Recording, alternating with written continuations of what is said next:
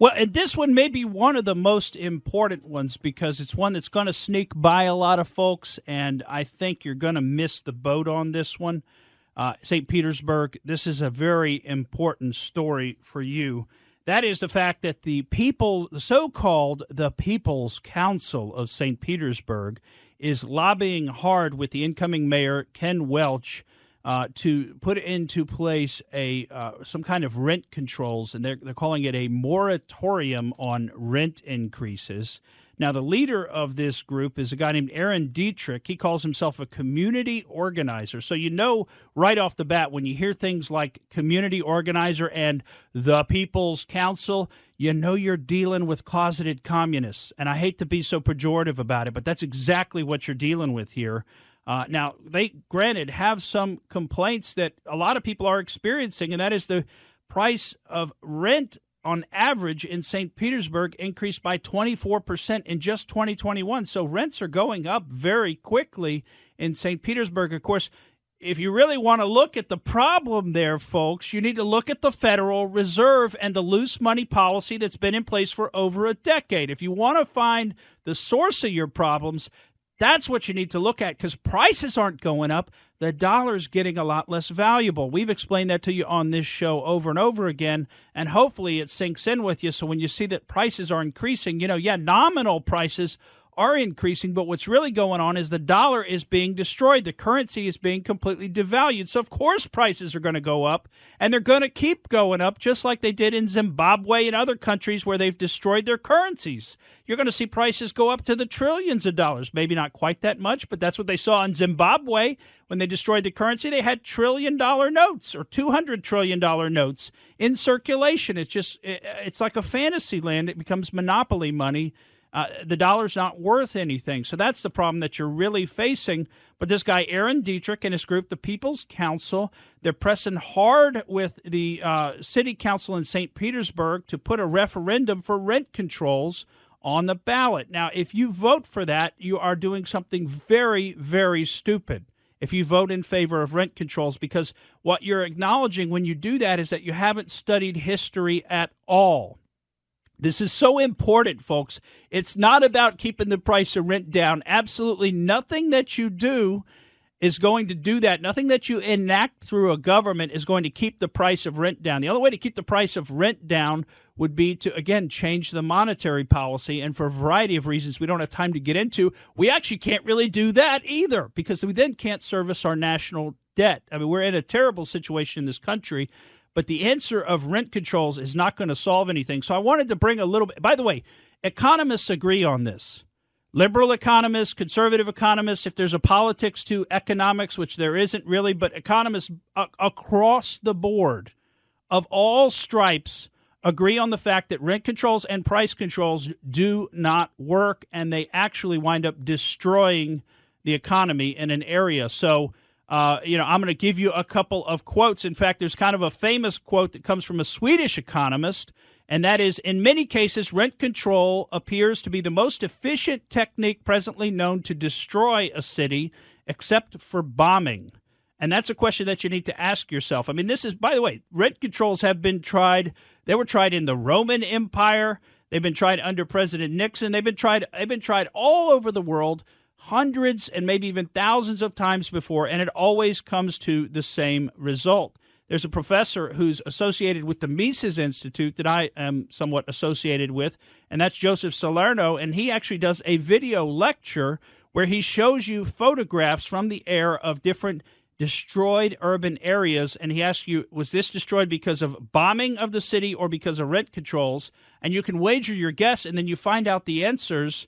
And the truth is, you really cannot tell them apart. So you cannot tell apart an aerial photograph of an area where they put into place rent controls versus one where the city was bombed by bombers with, like during World War II or something. I mean, that's how bad rent controls are for a city. If that went through, how would the downtown area be as far as a metropolis any longer with everyone shopping and all of that? Yeah, that would not be possible. I mean, already in St. Petersburg, we're having major issues with folks being shot because of the idea of defunding the police and removing the police presence. Businesses are fleeing. Some of my clients are looking at getting out of the area because things have gone so bad in downtown St. Petersburg, in the areas that used to be hubs of activity where people wanted to be, there are now murders just about every weekend. Of course, none of this is making the news. It's all being suppressed. So now they're going to put into place rent controls. Now, the people that advocate this talk about like redistributive justice and the idea of fairness and things like that. But when you look at what actually happens and why rent controls don't work is the supply dries up.